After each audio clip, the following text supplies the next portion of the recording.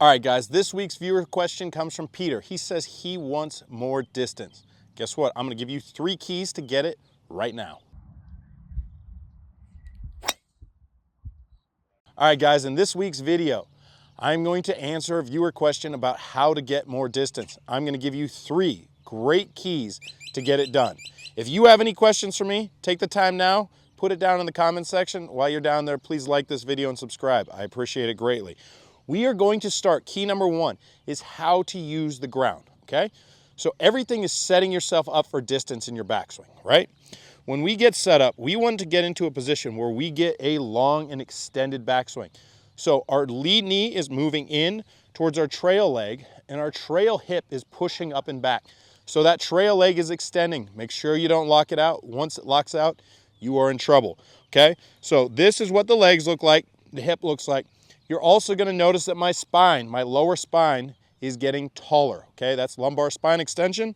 And then I'm going to get the thoracic spine to tilt down towards the golf ball. That's the upper spine of my shoulders tilting down to get to the golf ball. But I want to get a big, tall movement, right? This doesn't mean I'm going to just stand here and stand up my head.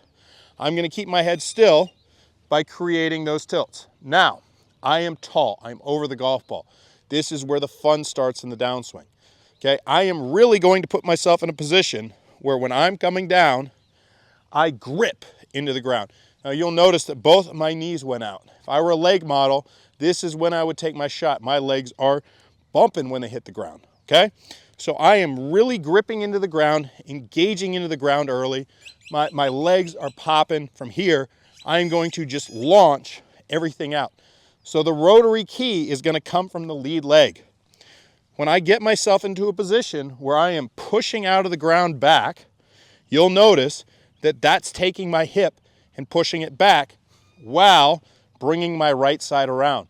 So I feel like I'm pushing up out of my right foot and back out of my lead foot, up and back out of my lead foot.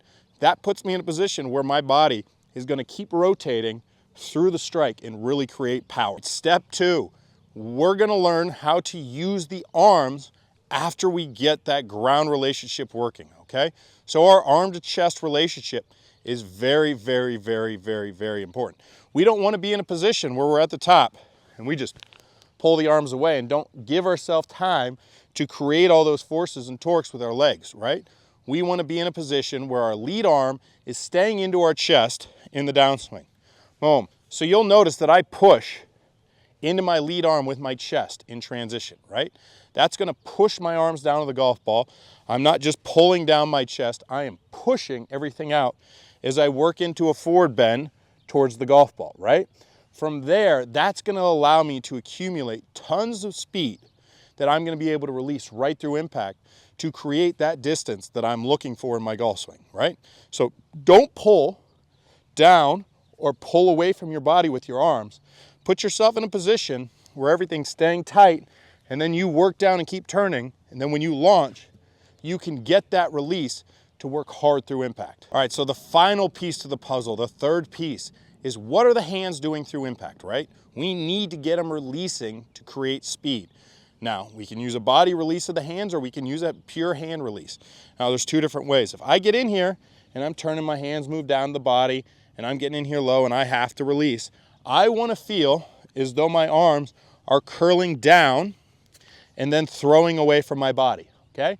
That same throw is going to happen if we use a body release, but it's going to happen in a different relationship, right? If I'm turning, now from here I get close to impact, my arms and my body slows down, and then I release it out.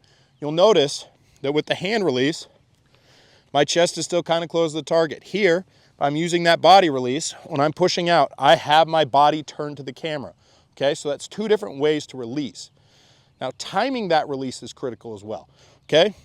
You want to be in a position where the arms are slowing down right before impact, and then you can make that release as hard as possible. You don't want to feel as though your arms are dragging everything through. You want to feel like you're actually seeing that release through impact.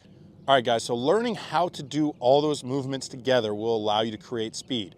Once you really learn how to use the ground to utilize all the forces and torques that you can, you can combine that with solid body movements, okay? Once you get the upper body sequencing up with the lower body, that's gonna put you in position to release your hands as hard as you can through impact and put you in a great position to create as much speed as you possibly can through the strike. You put them all together, you're gonna be hitting that ball a lot farther, hopefully straighter, and hopefully you are a lot happier golfer. Thanks, you guys. Hey guys, if you like this video, hit like and subscribe. I greatly appreciate it. I come out with new content every Sunday, Tuesday, Thursday, and Saturday. Thanks a lot, guys.